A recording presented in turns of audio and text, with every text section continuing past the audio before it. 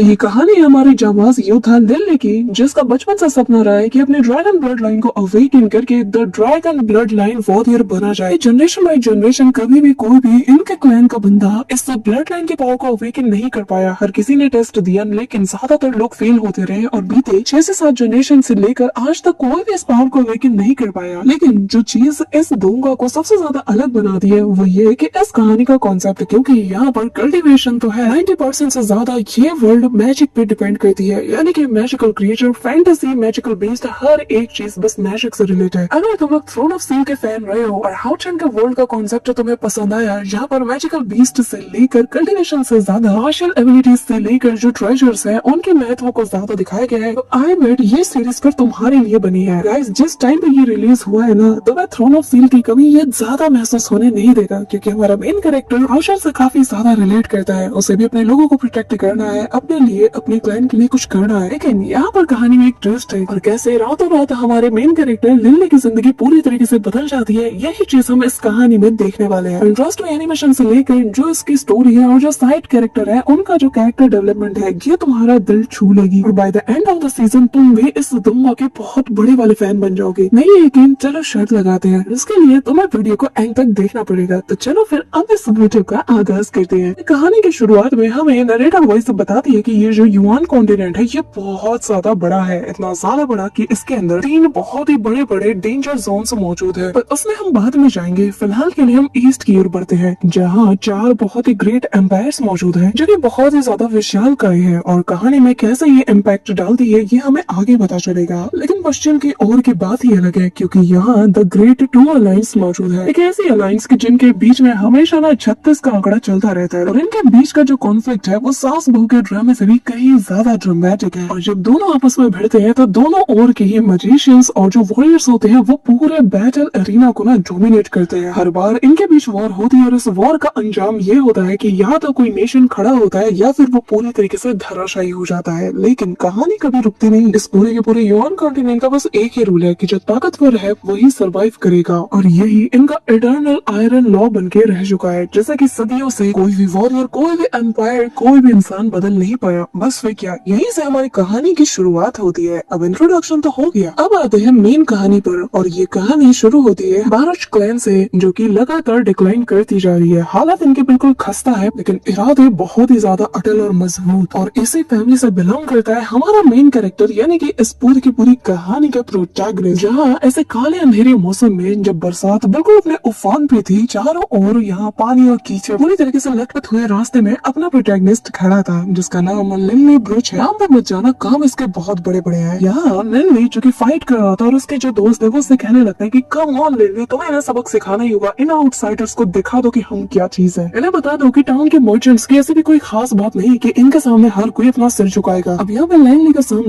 Lily का सामना एक मोटे से बंदे से हो जाता है, जहाँ दोनों बहुत ही अच्छे से फाइट कर रहे थे। और यहाँ पे ये जो फैट गाय था ना, ये उसे बहुत बुरी तरीके से मार लगा देता है। इतनी बेरहमी के साथ मारता है, मार मार के उसे अधमरा कर देता है। फिर इसकी छाती के ऊपर बैठ करना दे मुक्का मुक्के पे मुक्का मार मार के इसे पूरी तरीके से बेहोश ऑलमोस्ट कर ही दिया था। लेकिन जैसे ये अपनी जीत का जश्न मनाने के लिए यहाँ से जाने लगता है, तभी इस मोटे लड़के का यंग मास्टर कहने लगता है कि अच्छा तो तुम हो बारिश क्लैन के एंडरसन, हाँ इतना ज्यादा कमजोर। तभी लाइली वापस से खड़ा हो जाता है और इसे देखते साथ ही इनके चेहरे का रंग उड़ जाता है। और भाई साहब, यहाँ पे लाइली जो कि तुम्हें दिखने में हाउचन की याद दिला देगा, वो यहाँ पर इसे बहुत मुक्के मारता है। लेकिन इस मोटे का तोंद इतना ज्यादा मोटा है कि कोई फर्क ही नहीं पड़ता, गेंडे जैसी चमड़ी है इसकी। पर तभी लाइली स्माइल करता है और फिर अपनी सारी पावर्स को गैदर करते हुए एक जोरदार पाम अटैक उसके पेट में करता है, जिससे ये काफी दूर जा गिरता है। और जो मार्शल आर्ट स्किल्स लाइली दिखाता है ना, यहाँ पे इस मोटे के वो छक्के छुड़ा देता है। अब इस मोटे लड़के का जो यंग मास्टर है ना, इसे काफी ज्यादा गुस्सा आता है और वो कहने लगता है कि लाइली, मैं तुमसे बाद में खेलने आऊंगा, फिलहाल के लिए मुझे जाना है और ये जो एप्पल्स है ये तुम्हारा रिवॉर्ड है। ये कहते साथ ही वो यहाँ से चला जाता है। लाइली इन सारे फलों को अपने दोस्तों में बांट देता है और तभी मौसम भी साफ हो चुका था। साफ इरादे, सच्चे दृढ़ निश्चय के साथ हमारा लाइली आसमान की ओर देखते हुए ठान लेता है और कहता है कि मुझे हर हाल में आज के इस टेस्ट को पास करना ही है और हर हाल में मुझे एक ड्रैगन ब्लड वॉरियर बनना ही होगा, अगर मुझे मेरे क्लैन को बचाना है तो। अब यहाँ से कहानी शिफ्ट होकर प्रोटैगनिस्ट के फादर यानी कि हमारे लाइली के फादर को दिखाया जाता है, जहाँ उनका एक सर्वेंट आके कहने लगता है कि चीफ, क्या आप अभी भी परेशान हैं? जिसपे बारिश क्लैन का लीडर कहने लगता है कि जो ब्लड वॉरियर बनने के चांसेस है वो बहुत ही ज्यादा कम है, मुझे नहीं लगता है कि वो इसमें कामयाब होगा। और इतने सारे जनरेशन गुजर जाने के बाद भी हमने एक भी ब्लड वॉरियर को यहाँ प्रोड्यूस नहीं किया। इसी के साथ अब हमें यहाँ इनका पूरा इंट्रोडक्शन दिया जाता है कि असल में इनका नाम हॉग बारूश है, जो कि इस वूशन टाउन के लॉर्ड है। यहाँ पे जो मिस्टर हॉग है वो काफी ज्यादा परेशान थे और यहाँ रिग्रेट करते हुए कहने लगते हैं कि मैं दूसरे से क्या उम्मीद रखूं, मैं खुद एक रैंक 6 का वॉरियर हूँ। तभी यहाँ पे उसका जो बटलर होता है वो कहने लगता है कि लेकिन हमारे यंग मास्टर की तो बात ही कुछ और है ना। तभी यहाँ हमारा मेन प्रोटैगनिस्ट यानी कि लिली ब्रिज अंदर आता है और यहाँ उसके ड्रीम के बारे में हमें बताया जाता है और उसका बचपन से यही सपना रहा है कि उसे आगे चलकर एक बहुत ही पावरफुल ब्लड वॉरियर बनना है। अब यहाँ हॉग ब्रिज कहने लगता है कि चाहे मुझे उसका फादर होने के तौर पर या फिर ब्रिज क्लैन का मेंबर होने के तौर पे, मैं चाहता हूँ कि मेरे बेटे का ये सपना पूरा हो। आफ्टर ऑल ये हमारे पूरे क्लैन का ही एक बहुत बड़ा सपना रहा है। अब तभी यहाँ पे हमें बताया जाता है कि आखिर ब्रिज क्लैन और ये जो ड्रैगन ब्लड वॉरियर है इनके बीच का कनेक्शन क्या है। तो हमें बताया जाता है कि असल में जो ब्रिज क्लैन है ये एक एंशिएंट क्लैन है जिसके पास नोबल ब्लड लाइन है, वो भी ड्रैगन ब्लड वॉरियर्स की। और कहा यह भी जाता है कि जो लेजेंडरी अज़ोर ड्रैगन डिवाइन बीस्ट है ना, ये ब्लड लाइन की ताकत उससे आती है। और यूलियन कैलेंडर के अकॉर्डिंग जब साल 4560 चल रहा था तब हमारे ब्रिज क्लैन का पहला वो बंदा प्लेयर हुआ था जिसने की इस ड्रैगन ब्लड लाइन वाले ब्लड को इनहेरिट किया और फिर उसने अपनी ताकत का यूज करके एक सेंट लेवल के ब्लैक ड्रैगन को पूरी तरीके से कंट्रोल कर लिया। और फिर उसका काम तमाम करते साथ ही उसने उसी के आधार पर हमारे इस ब्रिज क्लैन की स्थापना की। जिसके बाद बारी आती है बारूश क्लैन के सेकंड ड्रैगन ब्लड वॉरियर की जिसका नाम रयान बारूच है। और जिसने जब इस ताकत को हासिल किया, उस ब्लड लाइन को इनहेरिट किया, तो उसने पूरे के पूरे माउंटेन रेंज में जितने भी मैजिकल बीस्ट थे उन सभी का सफाया कर दिया। अब बारी आती है हेजर्ड बारूच की जिसने की होली अलायंस में डार्क अलायंस के लिए सालों तक इनका साथ देता रहा और वो इनके लिए फाइट करता रहा। और जैसे यहीं पर हमारे ड्रैगन ब्लड लाइन को जैसे फुल स्टॉप लग गया और अब रिसेंट के सालों में और जो रिसेंट के जनरेशन रहे हैं तब से लेकर आज तक कोई भी dragon blood line warrior produce नहीं हुआ। और यहीं से हमारा क्लैन अपनी पुरानी इज्जत, अपने पुराने ग्लोरियस टाइम को खोने लगा और बिल्कुल एक जगह पे सिमट के रह गया। अब तक कहानी प्रेजेंट टाइम में आ जाती है और इस वक्त बारूच क्लैन का 186वां जनरेशन चल रहा है और इनका जो एल्डेस्ट सन जिसका नाम लिली बारूच है वो अपने क्लैन के लिए इस ड्रैगन ब्लड टेस्ट को देने जा रहा है। जिसके बाद अगर वो कामयाब हो जाता है तो वो फाइनली अपने ड्रैगन ब्लड लाइन की जो पावर्स है उन्हें इनहेरिट करते हुए एक ड्रैगन ब्लड लाइन वॉरियर बन जाएगा। इसी के साथ उसका फादर्स उसे ब्लेसिंग्स देते हुए अपने एंसेस्टर की तरफ से भी ब्लेसिंग्स की दुआ करता है और फिर कहने लगता है कि उम्मीद करता हूँ कि मेरे बच्चे तुम्हारा ये सफर तुम्हारे लिए कामयाबी के